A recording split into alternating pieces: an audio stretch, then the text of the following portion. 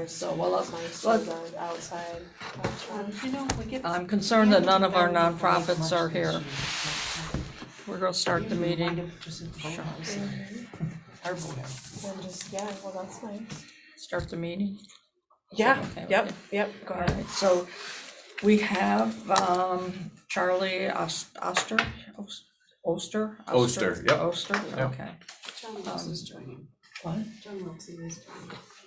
He's what? Yeah. Okay, so we have quite a few people from Edgemere. We have John Wiltsey from Pathstone, who is also going to present some of his ideas. Were you in the meeting? when I didn't he- attend Okay, that good. last one. His are really interesting. And Mrs. Volpe is down in the end there, and some town people. Anybody that joins now, they'll have to catch up. So I'm really anxious to hear what you have to say. I've read through your stuff.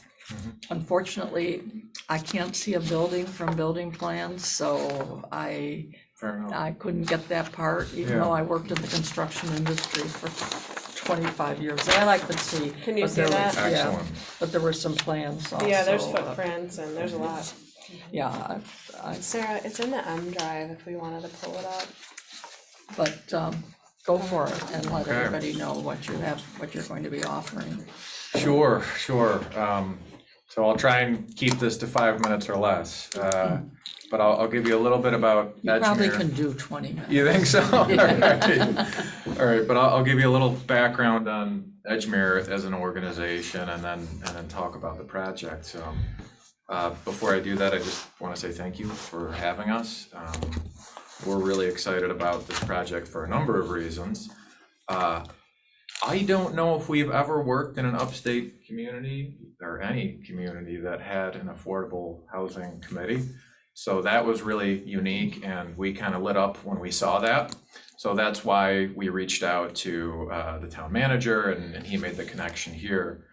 Well, But we're actually kudos to you newer. guys. I We've saw only- that, 2020, right? No, well, that's when they approved it. Yeah. But our first meeting was just a little over a year ago. Wow, okay. So, but now Yeah. you are aware that the county is involved in, and they've taken on doing an inventory of housing and including transportation and emergency facilities. Interesting, okay. Which is really what you need to develop a legitimate plan. Yeah, no good. Well, thank you for having us. A little bit about Edgemere. We've been around since 2000. The company was founded by John Oster and Stephanie Benson, who is up there on the screen, with the idea that one, there's a very real need for all types of affordable housing, right? Whether it's senior housing or housing for people with special needs or just housing for people who don't make a whole lot of money. And we wanted to help address that need. And one of the other things that we were seeing was there were all these just fantastic organizations out there that wanted to help solve this problem, but they didn't necessarily have the in-house expertise or capacity to carry out the development from start to finish. So in that period of time, we've done a lot of work with for-profit organizations, nonprofit organizations, health systems, housing authorities that all had a vision for something, right? It was some form of affordable housing. And we would partner with them. They would ultimately own and manage the project, but we would help them carry out the development. Not too long ago, just up the road in Farmington, we worked with Home Leasing on the Farmington Gardens Phase 1 and Phase 2 projects that you might be familiar with. But that's a little bit about our origin story. We're based out of Rochester, New York. We work all over upstate New York. We don't work in New York City or the downstate areas. Haven't had a whole lot of interest going that far south for a multitude of reasons. And we've done a little bit of work in Pennsylvania. Chris Rowland here is, and myself, we're two of the partners at Edgemere. The rest of our staff were based in downtown Rochester. One of our other business partners, Chris Stern, couldn't be here today, but he also owns a construction company, Hamilton Stern Construction, that does a lot of building, especially this type of building, affordable housing construction, and they're the contractor for the job. So moving on to the project itself, we sent you guys an overview, but I'll give you a handful of highlights. Right, the site is located on Parkside Drive. It's right adjacent to Trolley Station. It's a 4-story building. There would be 48 apartments, 1 and 2 bedroom for individuals and small families that earn up to 60% of the area median income. As I mentioned to you, Karen, in my email, we're exploring the possibility of incorporating a special needs set aside to the project. And that could be, you know, the state funding agency has kind of a list of different populations that you can incorporate. But that would be something like 15% to 25% of the units would be set aside for a population there. Handful of design features that you may find interesting. It's going to be served by an elevator. It will be highly accessible. There will be certain units that are fully accessible and adapted for people with mobility impairments. There will be units for people who have audio or visual impairment. There'll be common laundry room, a community room for the tenants, on-site parking, balconies, air conditioning. The building will be 100% electric. That's as I'm sure you guys have been hearing for at least the last couple of years, it's a huge priority of the state right now. Everything's, they want everything to be all electric. So that's how we have the design programmed here. Is it solar powered? Yes, we have solar included on the project that would be on the roof of the building. We're also going to look into geothermal, which is a little trickier to implement, but we're actually doing it at a project in Albany right now, and it's been really, really cool, and we think that'll be a big success. So that's something that we're going to be looking into. It takes some time to actually do the due diligence there and figure out whether or not it's feasible for your project. And the last thing that I want to highlight, because I feel like it's something that's a little different about the projects we do, is that we're going to be planting trees, thousands of trees as part of this project. Not on the site, right? Because the site is petite. But we're partnering with a nonprofit organization called the Carbon Forestry Trust. And what they do is they purchase underutilized land. It's usually decommissioned farmland, but they buy land and they create new forest growth so that it can be new carbon sequestration. Because one of our goals as an organization and with this project is, you know, we want to be net negative. We don't feel that it's enough to just have a net zero project. We want to be actively taking carbon out of the atmosphere. So the ways that we're going to do that is by having a highly efficient building and partnering with the trust so that we can maximize that. So that's kind of a big principle of this project. I'm going to skip over the development team because you already have that information, but the one group that I didn't mention is the architect. They're the ones that drew that up, which we're still reviewing, but we wanted to share something with you guys so you had a vision of the project. The architect is SWBR. It's the same firm that did Trolley Station next door. We like that for a number of reasons. One, they're just a qualified firm. They've done a lot of this work. And also, we think it'll help with continuity. We've read the planning documents for Uptown, and we know that's a big priority. And so we want to make sure that what we're building doesn't stick out like a sore thumb. And if you have any opinions about the building aesthetic, I'd be interested. I showed it to my wife because I have absolutely no fashion sense, but welcome any insights you have there. Stephanie has style. She might be able to weigh in there.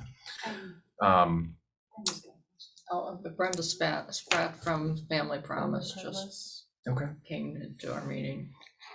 We can't hear you, Brenda. You're muted, Brenda.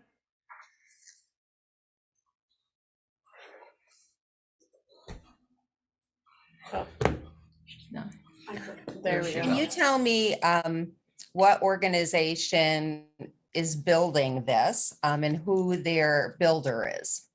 Sure. So the organization, Brenda, is the one that Chris and I represent, Edgemere Development.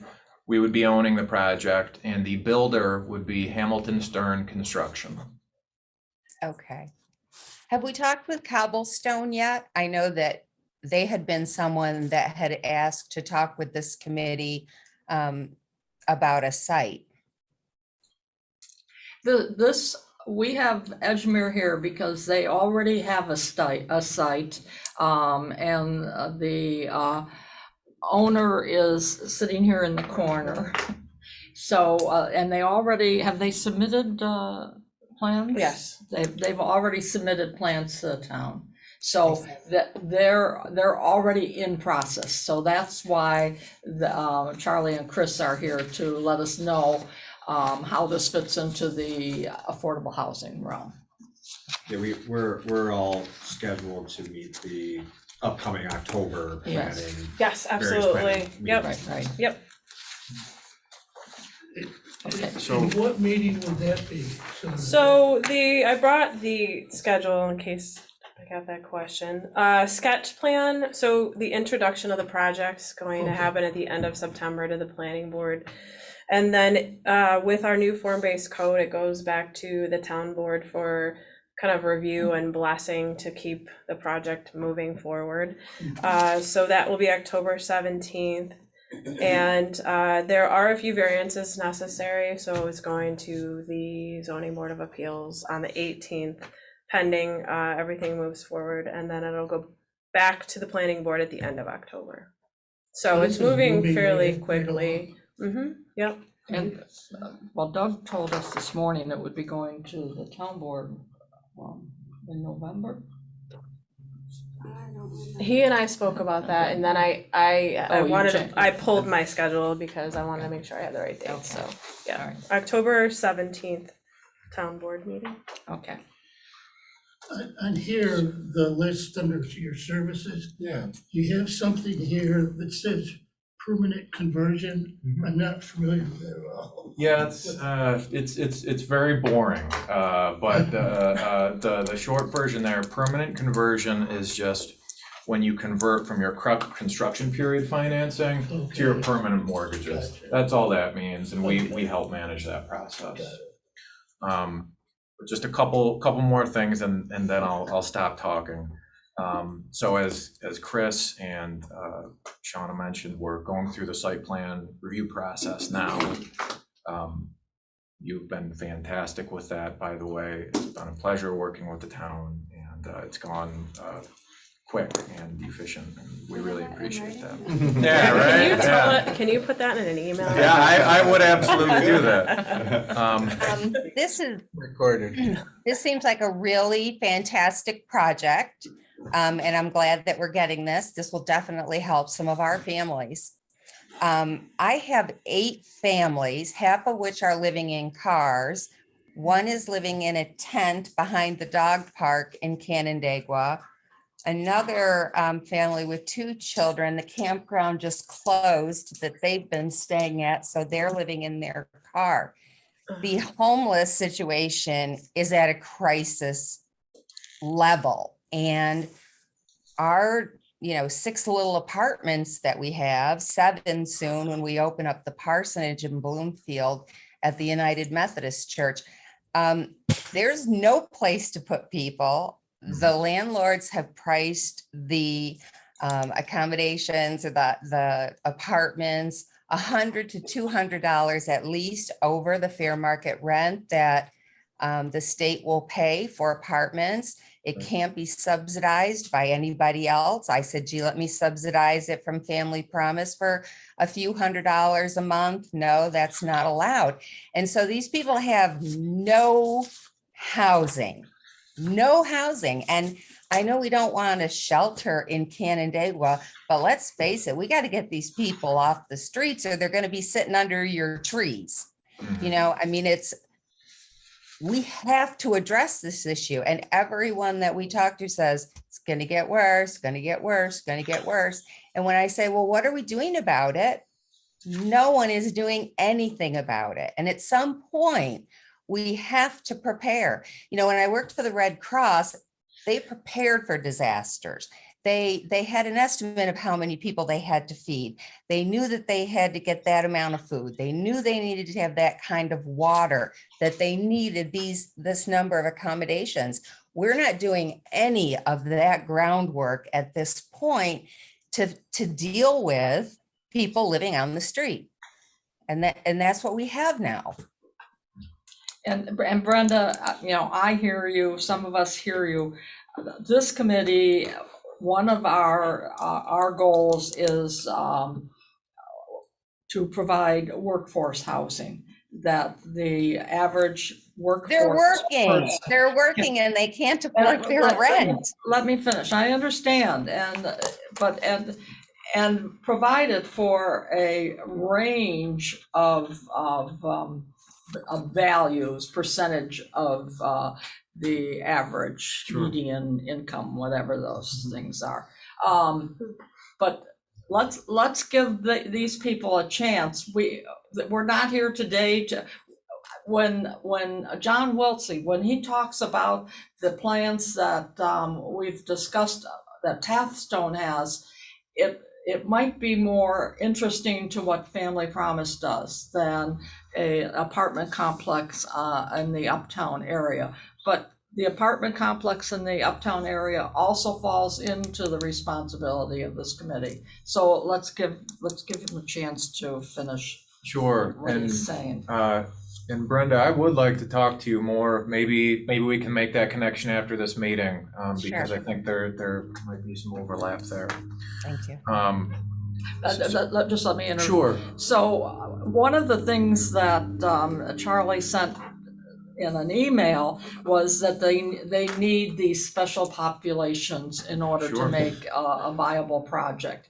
And your organization certainly would be one of those organizations that would, I believe, fit into the areas that you discussed. Totally. So I just want to let you know, we're not putting you, we're putting you off for a brief bit of time. Just for a moment. Fair enough.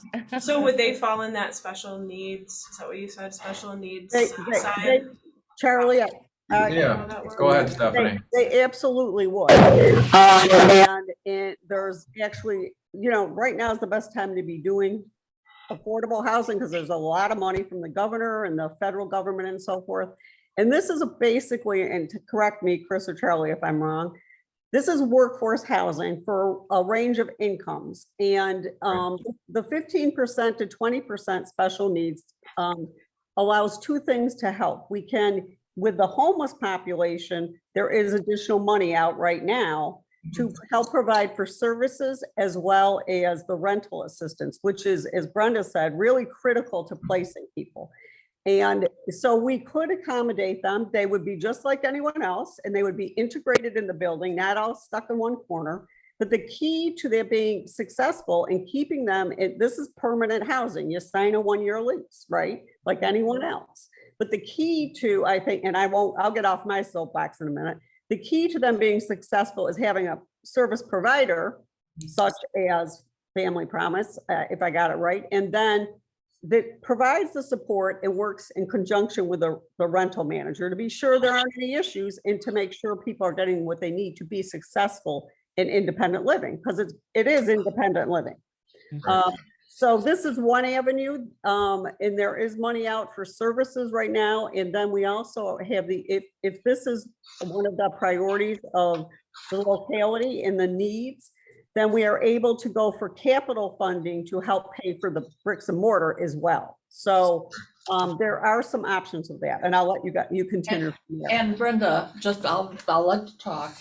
I have it in writing in his list: homeless persons and families, including youth and aging out of foster care, young adults 18 to 25, and the formerly incarcerated. So it fits the things that your organization is doing. Yeah, I mean, we have working people I know. who can't afford their housing that are in cars. It's crazy. I hear you.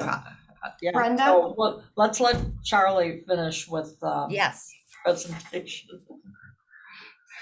So just the last couple things. So just quick update on where we are. You know, our goal is to submit this project to the state, New York State Homes and Community Renewal, HCR. They're the lead funding and regulatory agency for these kinds of projects. But our goal is to submit to them this fall. If we're awarded, then that award would be announced sometime early next year, and we would be looking to start construction next summer. Now, anybody, I'm sure the guy at Pathstone can identify with this, but oftentimes projects are not awarded the first time around, and so they have to resubmit. If that happens, then everything just shifts back about 6 months.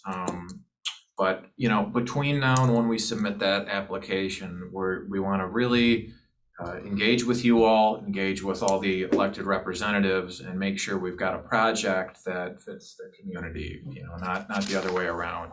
So thus far, we've met with the town manager, with the planning board, with some county representatives, and certain representatives of the state.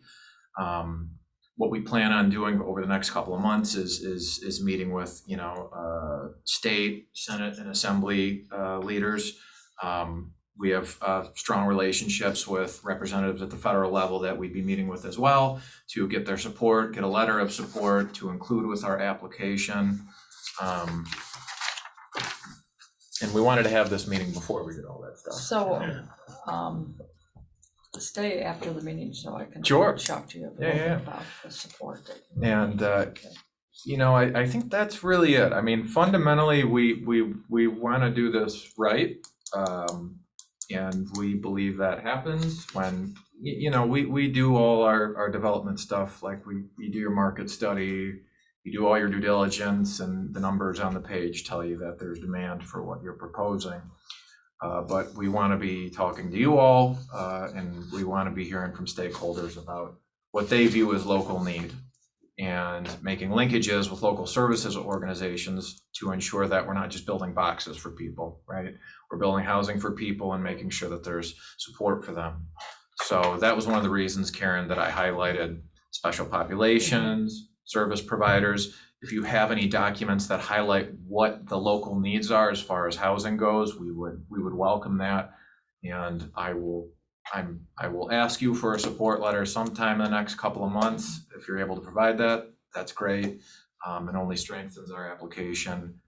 And I don't know, Chris, am I forgetting anything? No, I think that's a very good job. Well- Okay, I actually see Sarah. Sarah, you have your hand up. I do. I had a quick question. Actually, I wanted to echo what Stephanie said, but also for Brenda, with the homeless families, are you noticing a pattern of comorbidities? Are there other issues that are also going on? Because with the special populations, it's homeless, and there's also opportunities for people with mental health or other issues. So we were just wondering what you're seeing.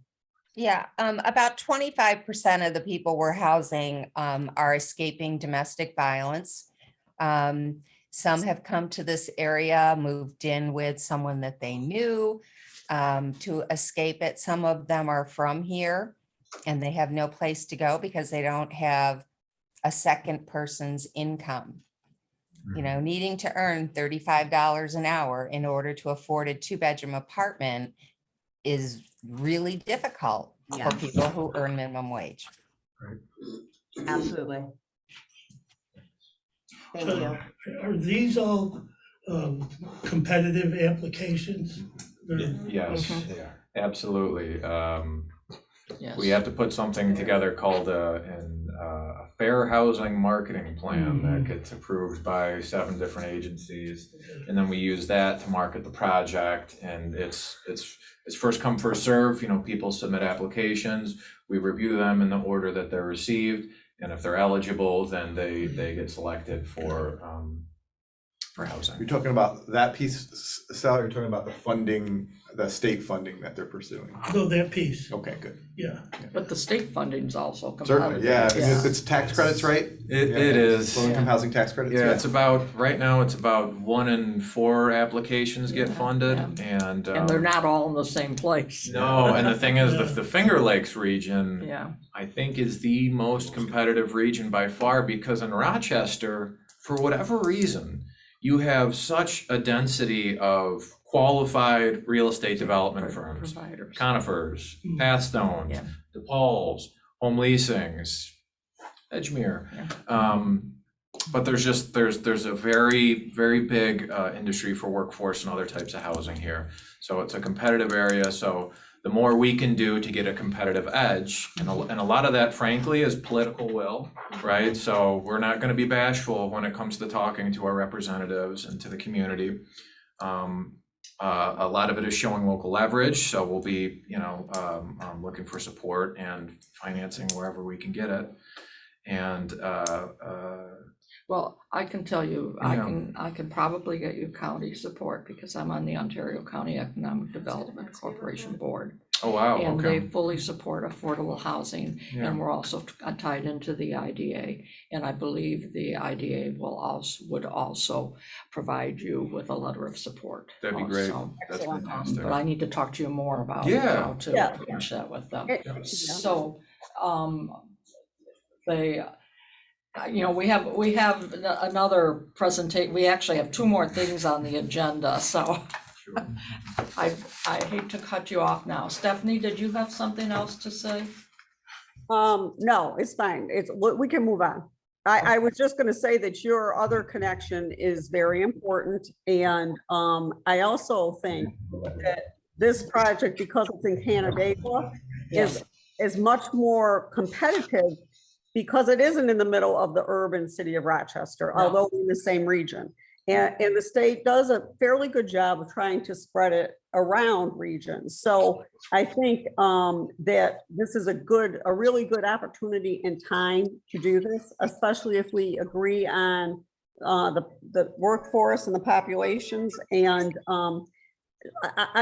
we need letters. So we will draft, to make it easier for everyone, we will draft these I call them need letters, because we need you to tell us in letters to the state why it's necessary, not just that you support it, but the facts that help tell us why it's necessary. That's part of the competitiveness and the compelling story we need to tell to stand out a little differently than all of our great competition. So I would encourage you to stay for the full meeting, because the final item on my agenda is to talk about asking the town board to consider a rent stabilization local law. Because we're running into I understand landlords need to increase their rent to pay their own cost. I've been a landlord, Sal's been a landlord, we understand that. But do they really need the rental increases that they're asking for? And my opinion is no. That it's strictly profit making, but we're gonna talk about that toward the end of the meeting. Did you have some? No, I'm You're good. At a minimum, I just wanted to make sure we were all introduced. Is John and still there? Get any insights you have. John, are you still here? He is. He's on mute. Oh, okay, now he's here. Okay, John, go for it. Hi, Karen. It's great to see the group. I'm John Wiltsey. I'm with Pathstone, and my colleague Kevin Graham is on as well. I know Sarah Simpson's been involved with this group for some time as well, so we got a couple of Pathstone connections here.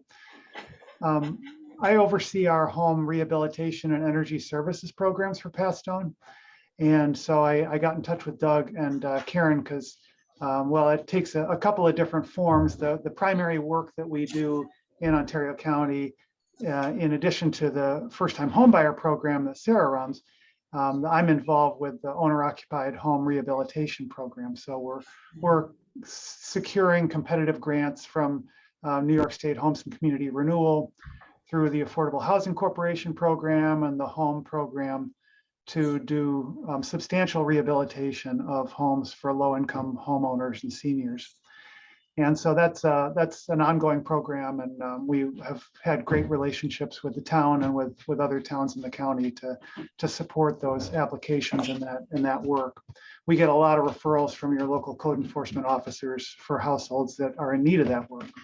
And just in response to the previous presentation, thank you, Edgemere's a great developer, they're a good partner.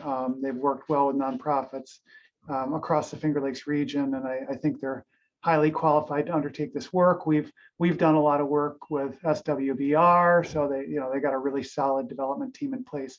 And I believe that we had an option on this site, or it might be actually the trolley station site, for a senior project like a dozen years ago. And we submitted it for tax credits like 3 rounds in a row and struck out. And at the time, the scoring was just not working for that type of a site.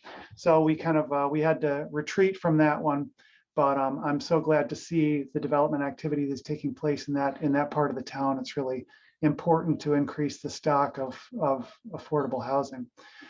So, and of course, Pat Stone is the owner of, the Thompson Apartments, redevelopment of the former Thompson Hospital, Hale Court and Alloway Manor up in Farmington, where some of our low-income housing tax credit properties up in that area. So we are certainly very interested in pursuing other development opportunities in the town of Canandaigua should the opportunity arise. But getting back to sort of my part of the organization's work, in addition to the owner-occupied home rehab, I'm involved with our conversion of manufactured home communities or mobile home parks to cooperative ownership. And this is a model that exists all across the country. New York has had mobile home co-ops going back to the early 90s. And I was kind of introduced to this when what was then Rural Opportunities merged with Housing Opportunities back in 2005. And Julie Everett and their attorney, George Parker, had actually done 3 of these mobile home park conversions. And they were just closing on one down in Chautauqua County when we were going through this merger. And I was like, I jumped on that. I said, this is an awesome, model, because people who live in mobile home parks, that are owned by investors, are really subject to a tremendous amount of risk that doesn't exist for low-income people who are either owner occupants of their own home on land that they own, or that are renters, because they're kind of in this in-between state where, for the most part, they own their own home, but they rent the land. And so if the landlord doesn't keep up the property, or if they jack the rents up beyond what's affordable, or if they just decide that they want to develop the property for some other use, then they can evict those tenants, and then they have to take their home and leave. But many of those older homes are not truly mobile, or at least not in a way that's affordable. So those are the primary risks that we saw, and we've seen instances in the Finger Lakes, including on Lakeshore Drive there in Canandaigua, of parks getting shut down and people becoming homeless because they own homes that can't be moved. And so we want to create opportunities for low-income homeowners to really have the security of land ownership. And in mobile home parks, the best way to do that is through cooperative ownership of the entire land parcel. And so what that looks like is a group of residents can come together and decide to form a co-op and make an offer to purchase their community from the investor owner.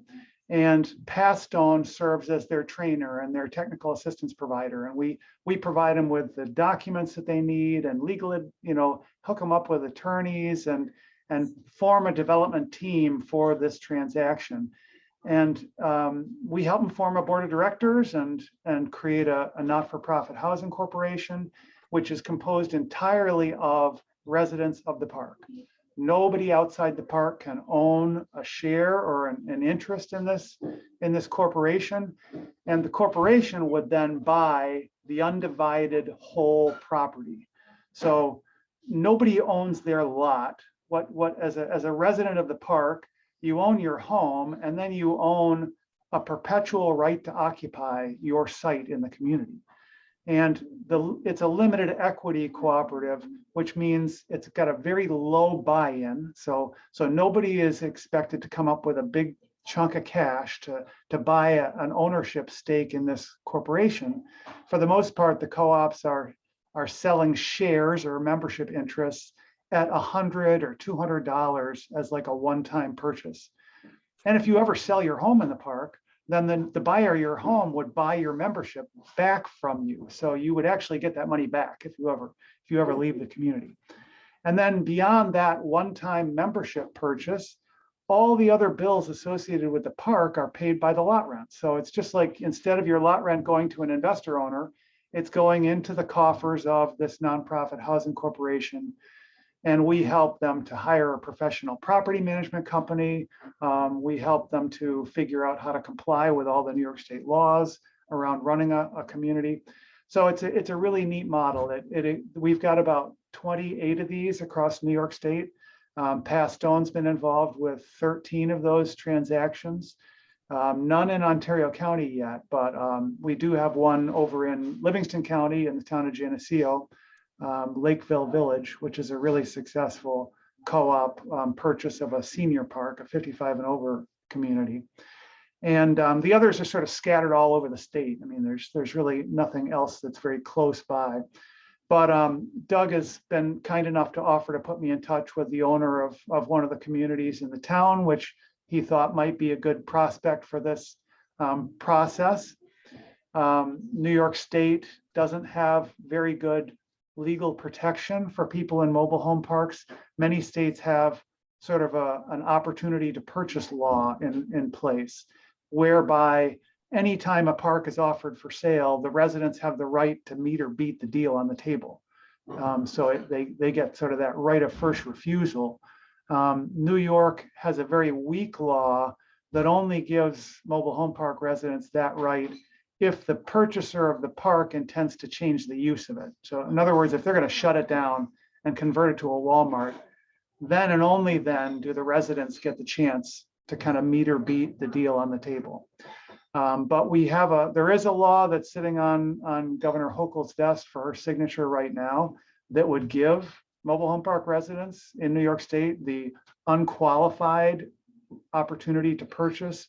And we're very much hoping that she will sign that law.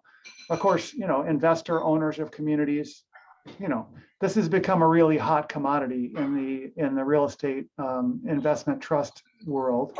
And there's a lot of Wall Street money involved in mobile home park ownership. And a lot of people consider this just another asset in kind of their retirement planning, but to us, there's a fundamental disconnect between long-term stability for low-income homeowners and the ability to feel safe in your home and the needs of investors for return on their investment in a retirement fund.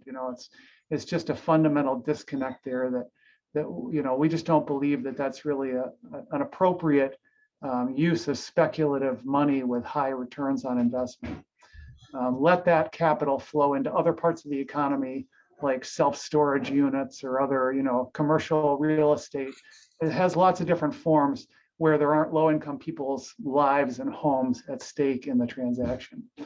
So that's sort of what I wanted to fill you guys in on. The other model that exists is the potential for new manufactured home communities to be developed from the ground up with an eye toward this resident purchase as like an exit strategy.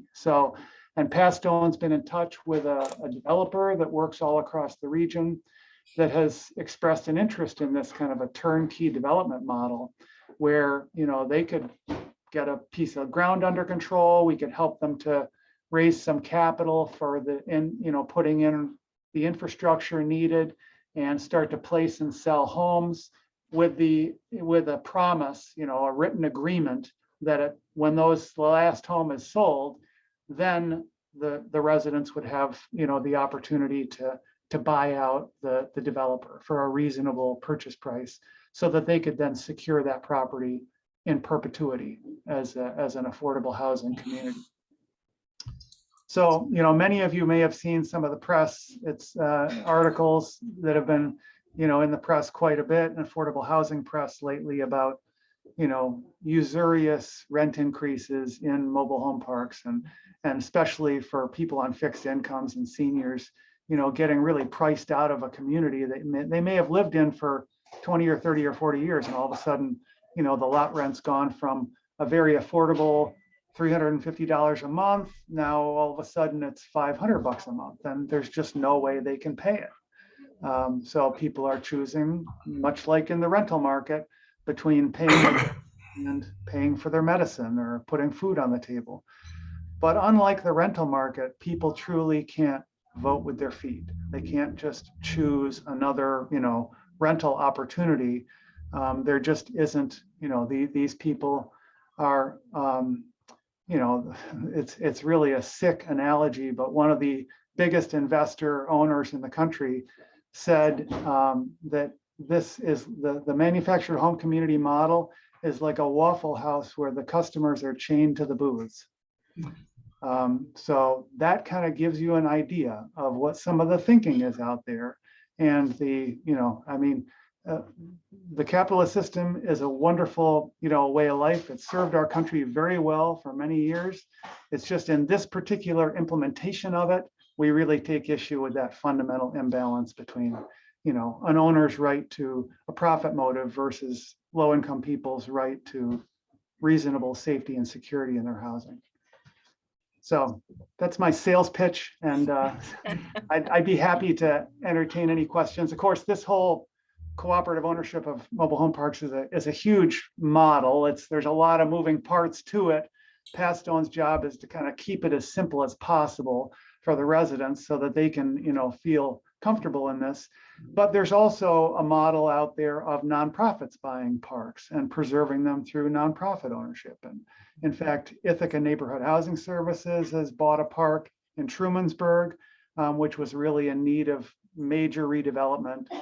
Providence Housing took possession of a park over in Wayne County that had like a failing water system. And that one's kind of on the fence. I'm not sure if that community is going to survive or not. It might be a total closure, but there are some other examples around the state of nonprofits seeking to buy parks. So far, Pat Stone, we're not interested in really owning parks because that would be a fundamental conflict with our mission to promote resident ownership of parks. We don't want to be on both sides of that, equation and competing with resident groups for community ownership. But we very much want to see that model succeed, because the fact of the matter is there's a lot of mobile home parks that aren't good prospects for resident ownership because they have a high degree of rental homes in the community, or they may have low occupancy rates, or they may just need huge investments of infrastructure improvements that are, going to just put a lot of stress on a group of resident leaders to try to figure out, how to solve for failing septic systems, failing water systems, and that kind of thing. So we want to set groups of residents up for success. And the other part of the model that's very key is Pat Stone signs a 10-year technical assistance agreement with these co-op corporations. So we don't go away when they buy the park. We are with them walking through this process for a 10-year term, helping them with board training and with leadership transition. And then the reason that the 10 years is significant is because that's usually the first refinance point of their financing. So we're around with them to navigate that refi. And then if they choose to continue to engage us as their service provider, we're happy to do that beyond 10 years, or they can choose to kind of go their own way. It's mobile homes. Some of us would sit here and say, oh, we don't want a mobile home park in our community. But in fact, the town of Canandaigua has what, 5, 6 mobile home parks? At least 5. 2, 3. Off the top There's of my one head. uptown, How there's much 2 are down- the, There's I like, mean, and I know it depends on the particular property, but is there like a ballpark for a buy-in for a nonprofit to get property to do that? You mean for a nonprofit to buy a piece of land to develop a park, or to buy an existing community? Either. I'm thinking though, land for a new park. We have a partnership with Clayton Homes that makes manufactured homes. We have about $30,000 right now that we could put towards a project. And so, yeah, I'm wondering what the ballpark is for this. I wouldn't really be able to provide an estimate because land is so location So specific. variable. Mhm. You know, and then it depends on whether you've got access to public water and sewer or whether you have to have on-site utilities. So it's really, it's all over the map. I mean, you know, the price for existing communities, you know, we've seen parks anywhere from $30,000 to $60,000 per pad is pretty typical, you know, price. And that really depends on condition of the homes, condition of the infrastructure, you know, what the rent structure looks like. You know, there's parks in the Hudson Valley with, you know, $1,000 a month lot rents. So, you know, those parks are selling for $120,000 a pad. Mhm. But up in the Finger Lakes region, you know, lot rents tend to be more in the $300 to $450 a month range, you know, so that kind of brings those, you know, Not in those Ontario first County, phase not in prices. Ontario County, John. Park rents in Ontario County run in the $700 range. For site rent. Yeah, Wow. Well, that's yeah, very, wow. yeah, that's very surprising. Yes, it is, and it prices the average person who needs affordable housing right out the range, right out of the range, because then they can afford to pay for a mobile home, you know. But it's significant. Yeah, Right. you have to go to Wayne County. I used to send my people to Wayne County to find affordable housing. And I own a mobile home in Wayne County because it's affordable. I don't live there, but I own one. These are some of the concepts that we get, and I think it's important for us to have them all under our belt because, you know, we're not just one type of community. We have all these different elements in our community. And I can tell you, I believe, John, I don't know if you know, but isn't this concept more popular on the West Coast than it is on the East Coast right now? Because they seem to be grabbing at these types of ways of making, ensuring that people have an interest in their property, not just in the mobile home. It's definitely, there's been a lot of activity in the last 5 years or so in California. Yes. And some up in Washington and Oregon, but actually kind of we look to New Hampshire as kind of the birthplace of the model that we're pushing, because that's where the New Hampshire Community Loan Fund started to finance a lot of mobile home park co-op conversions back in the 80s, late 80s. And so they've got like, it's about a third of the parks in the state of New Hampshire are now owned by the residents through cooperative corporations. Wow. And so they started a national network out of New Hampshire that we're a member of that's called ROC USA. ROC standing for Resident Owned Communities. So you can go to rocusa.org, rocusa.org,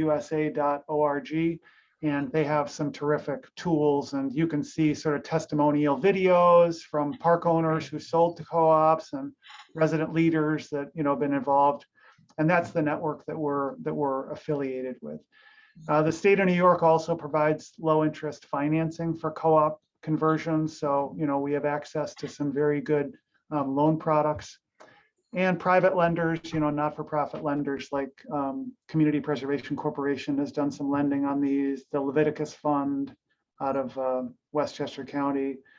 So there's a variety of different lenders that we can work with to create an affordable housing structure that'll be really sustainable. And you may have mentioned this, I apologize, in the governance structure of the first of all, it's amazing work. I think it's critical work. In the governance structure of the co-op, there are protections built in to make sure that escalating land value doesn't impact the future buy-in. In other words, to retain some affordability in there. What you buy in for is what you sell out for. Is that in terms of the share? Well, the beauty of the shared equity model is that the share price never appreciates. So you sell your share for exactly what you bought it for. Got it. But there is no restriction on appreciation of the homes. So we think that's a key part of the model because, you know, residents that participate in the governance of their community, that put in all the hours of volunteer work to make a co-op successful, the buyer of their home, when they go to sell 10 years from now, will appreciate the fact that this is a resident-owned community and will pay more for that home than they would for a comparable home in an investor-owned park. Yeah. So instead of selling their home for $25,000, maybe they're going to get 30 or 35 for it, you know, which we believe is an important part of the model. So that does affect the long-term affordability for the next buyer, but it's also offset by the stabilization of the rents, because the residents, through their elected board, they control what the rent levels are. And they have no motivation to raise the rents beyond what they need to actually pay the bills, because there's no profit motive. So nobody's putting any surplus cash in their retirement account out of this. Right. So that's Similar to that. and I should have said at the outset, this is a non-eviction plan. So when a resident community goes co-op, nobody is displaced as a result of that. And it only requires, you know, a majority of the homeowners to become members of the co-op. Anybody who doesn't choose to join the co-op, they just continue to be a renter, but their new landlord is the co-op corporation. But nobody's forced to join. But the co-ops generally impose a rule whereby every time somebody sells the home, the buyer of the home must join the co-op. So anybody new moving into the park doesn't get a choice. They know that they're buying into a co-op park, and so they need to join the co-op as a condition of buying the home. That way, over time, it becomes a greater and greater percentage of members as homeowners. Great. Thank you, John, for bringing it to our attention. We appreciate it. We don't have that much time left, but the last thing was rent stabilization law. I don't know much about these. I thought Doug would be here to tell me something more, but he proceeded to tell me to talk about it. So in the past couple of months, there have been frantic calls to the town, the people that manage our town, and Doug included, and Jean Chrisman, our town clerk, included, about rising rent increases, rental increases. They are typically about one particular community, which has an abundance of elderly people living in it, people on fixed income. And the rent increases have been anywhere from, I'll catch my breath, $200 to $400 a month difference. Now, think in terms of those of you who have a job and live in a house and pay a mortgage, what a $400 increase in your mortgage would be when you're given 60 days.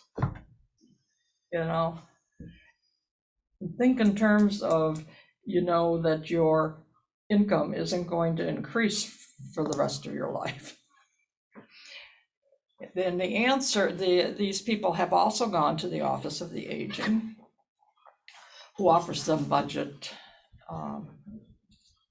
consultancy, which doesn't help. I mean, in order to have a budget, you have to have an income, and you have to have an income to meet your needs. So this is what's happening, and I am assuming that it's happening in other market rate environments. Well, I know of two in particular that it has happened to, and one forced a woman to move in with her family in Farmington. The other one forced a woman to write some letters to town people.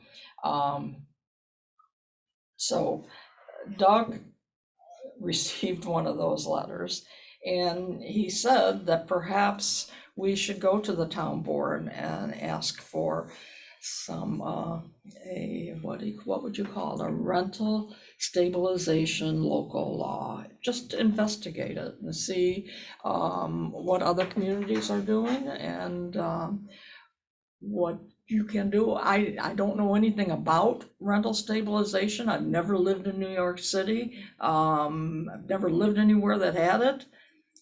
And I imagine it's different in every community. Do you know? Well, it's a relatively new phenomenon, right? Outside, prior to this year, or maybe the year before, the only areas that it was used in was New York City and some other really highly urbanized areas. So I think all of the rural communities will be in a very exploratory mode at this point, trying to figure out what the potential impacts are, what the deployment of it looks like.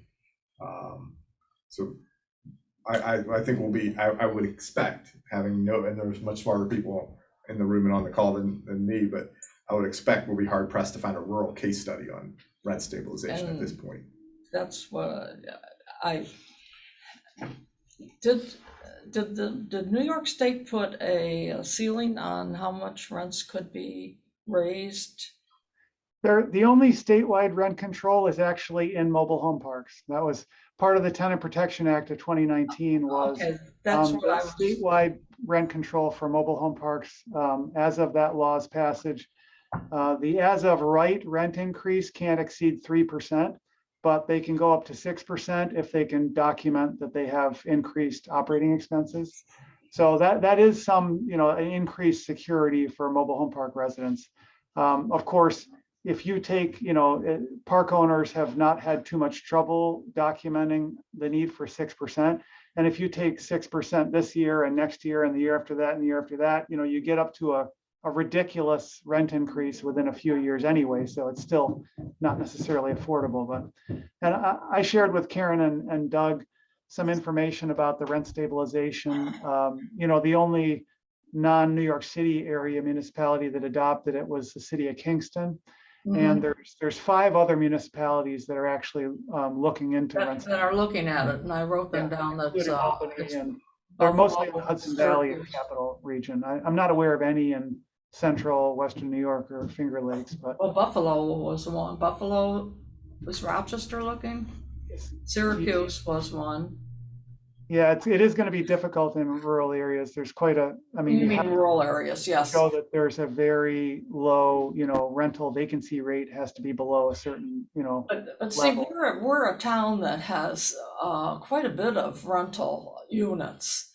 And certainly in our current times, I think rental units not everybody does, rental units are the way to go, that younger people are mobile and including in their professions. They're going to be moving around until they get old like me, and then they settle down in beautiful Canandaigua. So, but this applies to everybody, and of course, Brenda would know too. She's trying to find places for her people to live, and that means rental property. And I am sure that, I don't know what percentage $200 to $400 is of the base rent in this particular development, but it is more than the average person can handle, especially the average fixed income person. And when I hear that their community is primarily fixed income, elderly people, it gets me kind of angry.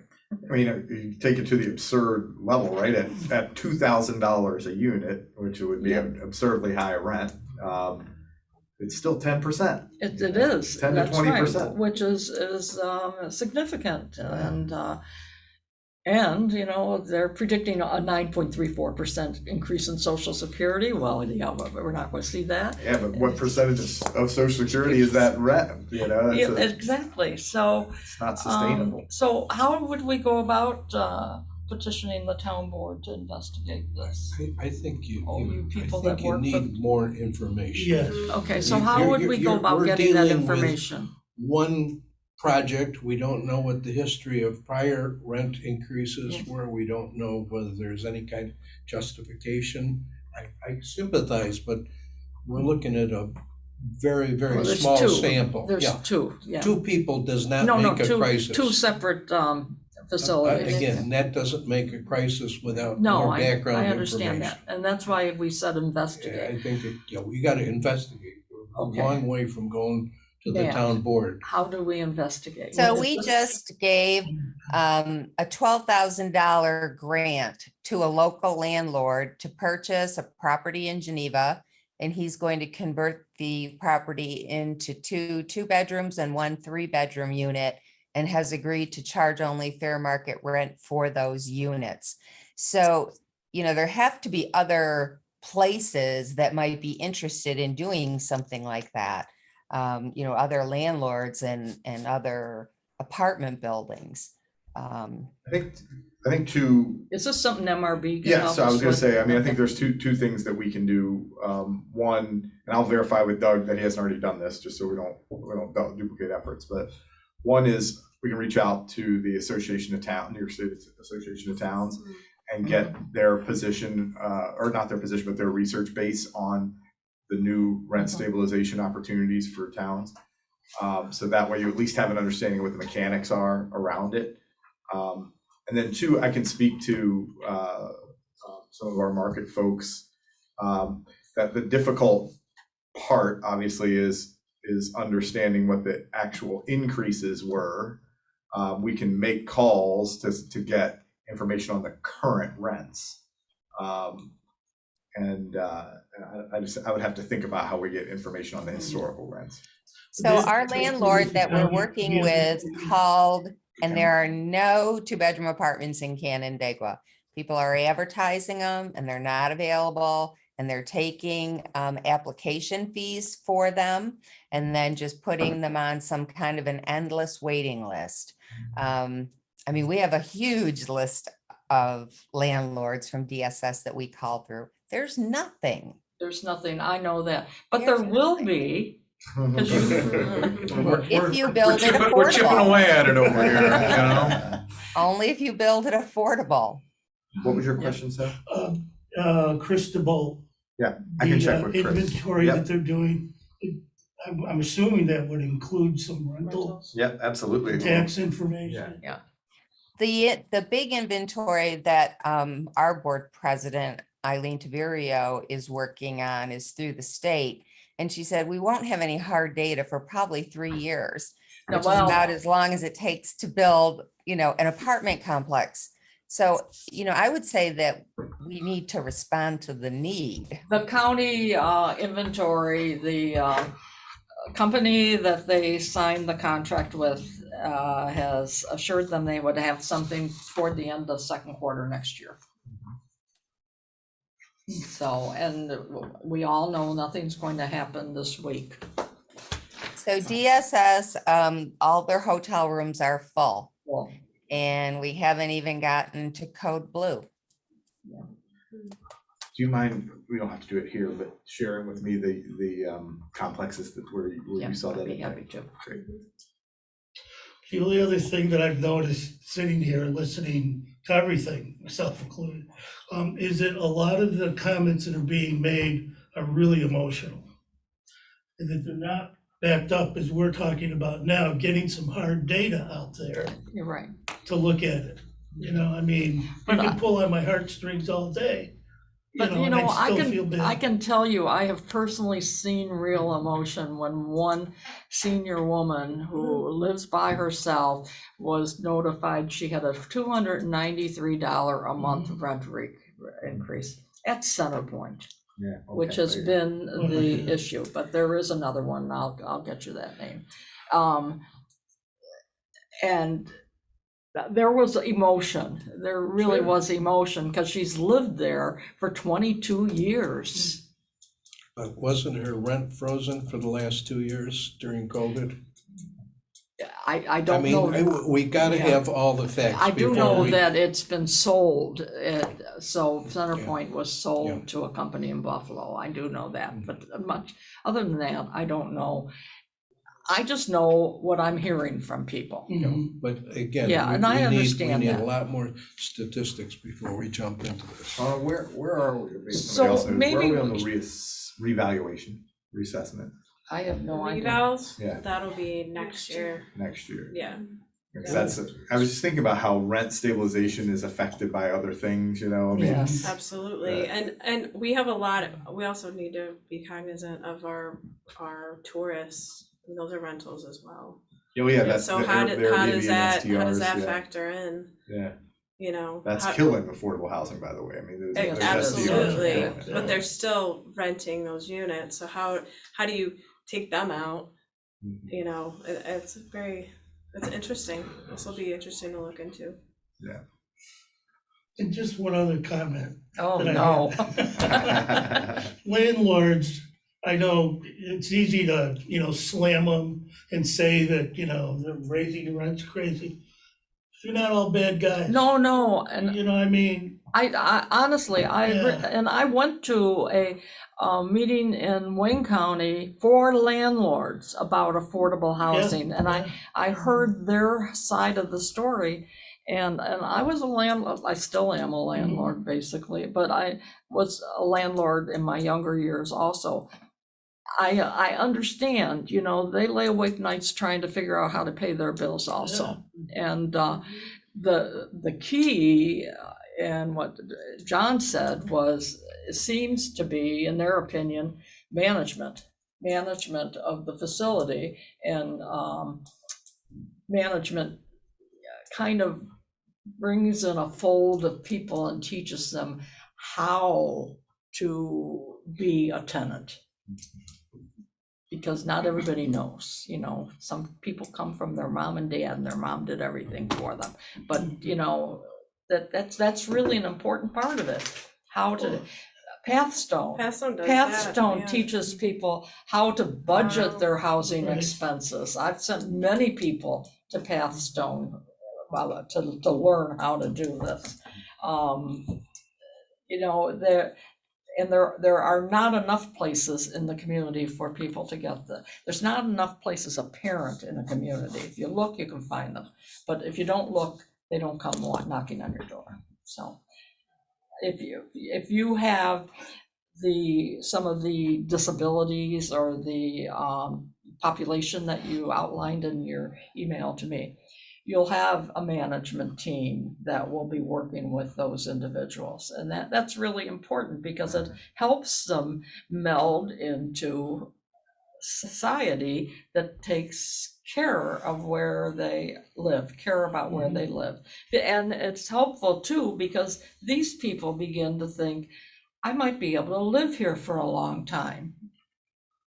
And isn't that what we want? You want to be able to live and be peaceful and work and play in the same place. Mhm.